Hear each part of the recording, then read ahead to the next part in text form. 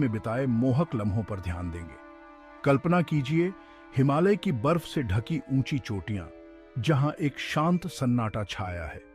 प्रकृति की इस भव्यता के बीच भगवान शिव और पार्वती को अपना आदर्श स्थान मिला। सोचिए, भगवान शिव जटाधारी सर्वोच्च योगी, जिनके मस्तक पर चंद्रमा सुशोभित है, गहन ध्यान में बैठे हैं। उनके पास सदा सुंदर पार्वती प्रेम और भक्ति की साक्षात मूर्ति अटूट स्नेह से उनकी रक्षा कर रही है।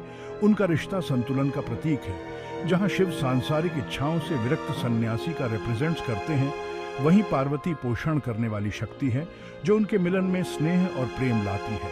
साथ में वे विपरीतताओं के पूर्ण सामंजस्य का प्रतीक है। उनकी कहानी के सबसे जादुई क्षणों में से एक है जब पार्वती ने शिव के साथ एक चंचल पल साझा करना चाहा और उनकी आंखों को अपने हाथों से ढक लिया। पूरा ब्रह्मांड अंधकार में डूब गया, जो शिव की अपार शक्ति को दर्शाता है।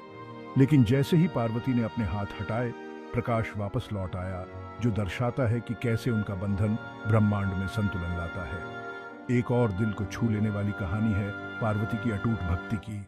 जब वह शिव का प्यार पाने के लिए तपस्या कर रही थी, उन्होंने हिमालय की सबसे कठोर परिस्थितियों को सहन किया, ध्यान और कठोर तपस्या की।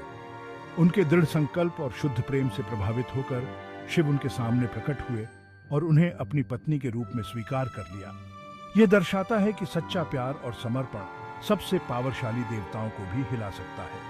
हिमालय में उनके बिताए पल सिर्फ प्रेम कहानियां नहीं हैं, वे संतुलन, भक्ति और प्रकृति की ब्यूटीफुलता के सबक हैं। जब भी आप हिमालय के बारे में सोचें, तो उस दिव्य जोड़े को वहां बैठे हुए कल्पना करें।